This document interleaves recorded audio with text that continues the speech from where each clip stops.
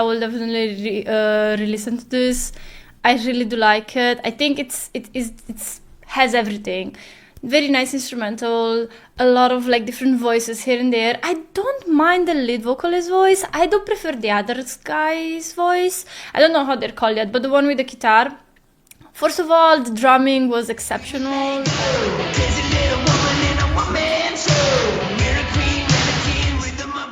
The point is, man, that 80s music is just legendary. And also, I would like to listen to that side of Def Leppard as well. I mean, why not? I love music. I love the 80s. I love music in general. I don't care if it's cheesy, if it's has more meaning to it. I love music.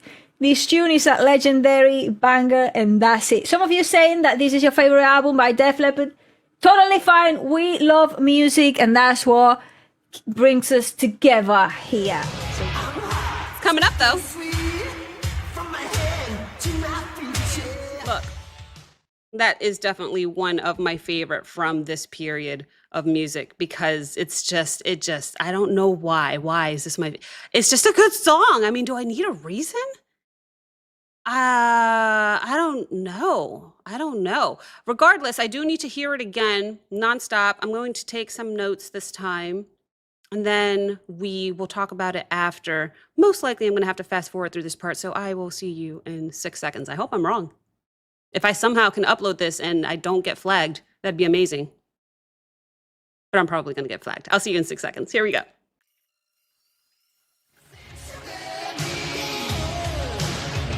So much attitude on that stage. I love it. And I really, really enjoyed watching this video as well. Obviously, he is incredibly talented, impressive.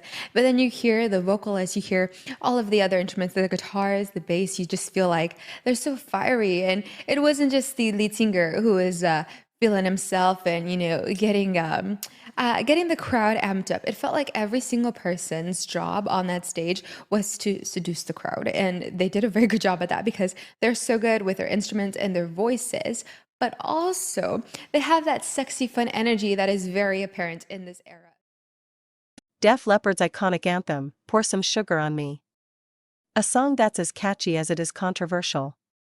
Let's dissect this 80s classic. The song bursts onto the scene with a driving beat and Joe Elliott's signature vocals. But beneath the surface lies a lyrical simplicity that some might call simplistic. It's pure, unadulterated pop metal. A guilty pleasure, for sure. But let's be honest, it's not exactly Shakespeare. The guitar riff, undeniably catchy, is the backbone of the song. Phil Collen and Steve Clark crafted a monster hook that's been stuck in our heads for decades. But let's address the elephant in the room, the lyrics. Pour Some Sugar on Me isn't winning any poetry awards. The innuendo is. Well, it's there. Ultimately, Pour Some Sugar on Me is a testament to the power of a great hook and a simple message. It's not high art, but it's undeniably effective.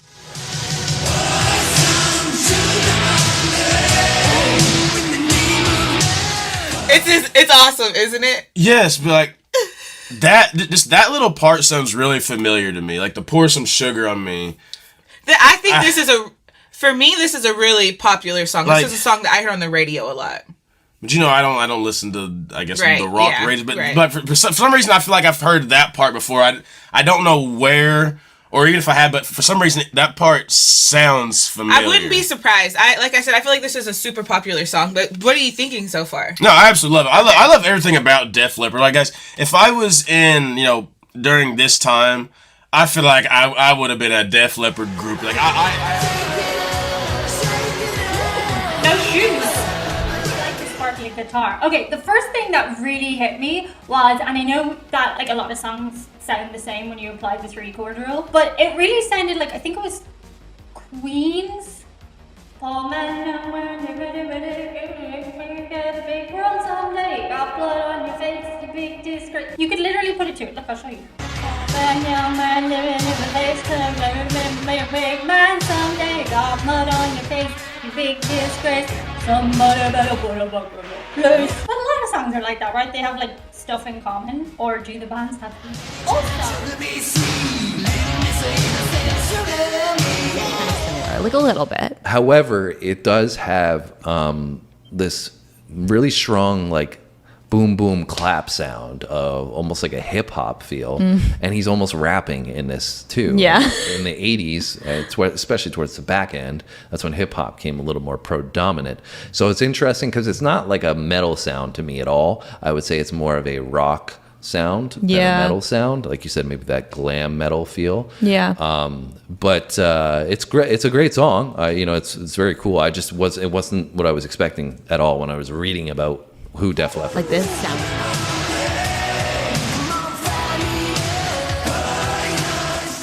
Yes. I don't mean to stop. I have to be honest. I've heard that "Pour Some Sugar on Me" before, but I didn't know those lyrics. I know the I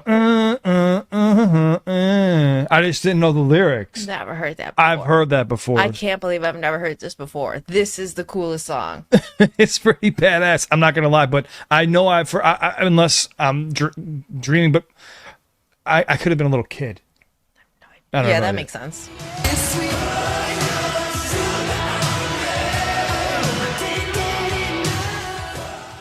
So y'all, if this is Def Leppard, I'm like, okay, let me find out a little spicy stuff.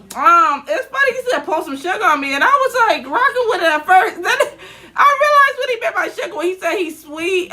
He thinks he hot, sweet, sticky from head to toe. I'm like, oh, you say you? I'm like, oh, you is something a little freakily.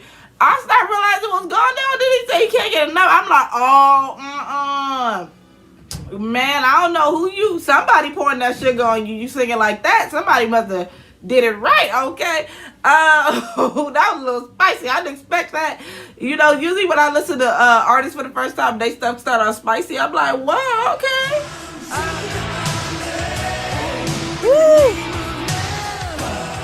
Baby, phenomenal.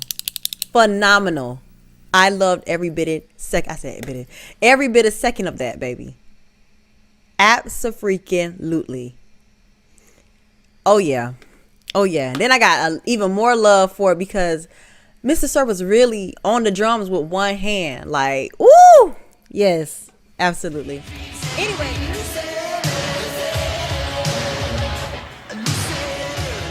That I mess with. Listen, this is that. I honestly think that I'm actually starting to like 80s rock more than anything.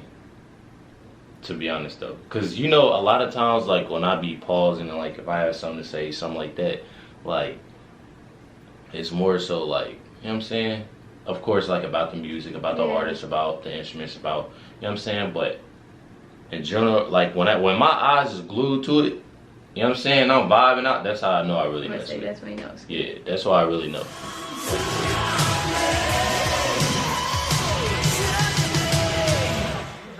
Right, 1988. Oh man, that was the year I was born. Well, woo!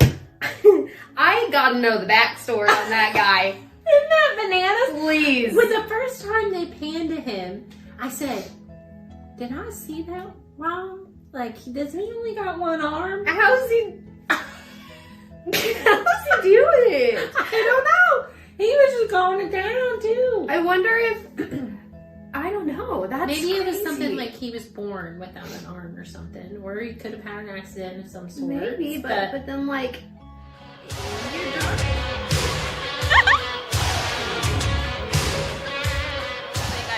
I like that this video actually seems to be a compilation of different performances that they put together for this official music video, just because I get to see different eras or phases or whatever it is, different points throughout their career. For me, the part that I recognize the most is the pre-chorus that builds up to the chorus, and then the chorus itself. I don't actually know how the bridge is going to go, so I'm a little curious about that. Very excited to hear that. That was awesome. I like them, you guys. I need to listen to some more of their songs. That was amazing. Again, I really want to know what happened to their drummer. That's so wild. The whole playing just with one arm is so crazy, but that's awesome. In the late 1970s, in Sheffield, England, a group of young musicians dreamed of rock and roll stardom. This is the story of Def Leppard. Joe Elliott, a young dreamer with a powerful voice, met Rick Savage, a skilled bassist. They shared a vision to create a band that would conquer the world. Guitarists Pete Willis and Steve Clark joined the fold, bringing their unique styles and energy to the band. Early drummer Tony Kenning rounded out the initial lineup. The band, originally called Def Leppard, soon changed its name to Def Leppard.